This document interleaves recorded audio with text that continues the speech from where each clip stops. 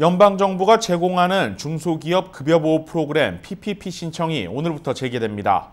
프로그램 신청이 재개된 것은 3,200억 달러의 추가 예산이 편성된 데 따른 것인데 1차분 신청 때와 마찬가지로 조기에 소진될 것으로 보입니다. 이유수 기자가 보도합니다.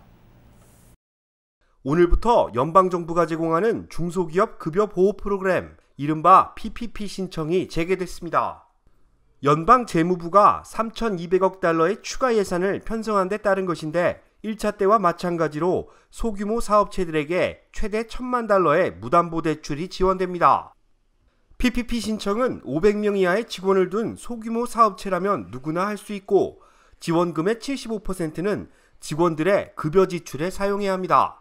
말 그대로 직원들의 고용 안정을 위한 자금입니다. 하지만 2차 신청자들은 지급을 받기 어려울 것이라는 전망입니다. 이는 1차 지원금이 13일 만에 바닥을 드러낸 데 따른 것으로 접수가 밀려있는 기존 신청자들의 승인이 우선순위에 올라와 있기 때문입니다.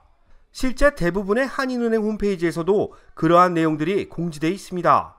기존 신청자들의 승인이 우선이기 때문에 2차 신청은 받기 어렵다는 내용이 주를 이루고 있습니다. 금융권 관계자들은 코로나19 사태 장기화로 한인 사업체들의 경기가 바닥 수준을 맴돌고 있어 신청자가 몰린 데 따른 것이 원인이라고 밝혔습니다. 한인은행 관계자들은 2차 신청 대기자로 접수가 필요한 경우 가급적 주거래은행을 방문할 것을 권고했습니다. 현재 신규 신청자를 받고 있진 않지만 주거래은행의 경우 대기자 명단에라도 올려줄 수 있기 때문이라고 합니다.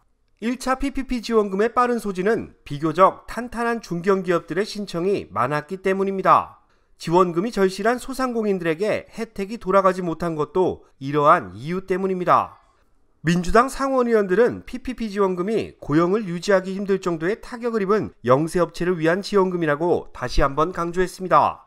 연방재무부는 PPP 1차 신청자 중 비적격 업체를 가려 다음 달 7일까지 융자금을 반납하라고 명령했습니다. KBS 뉴스 이우수입니다.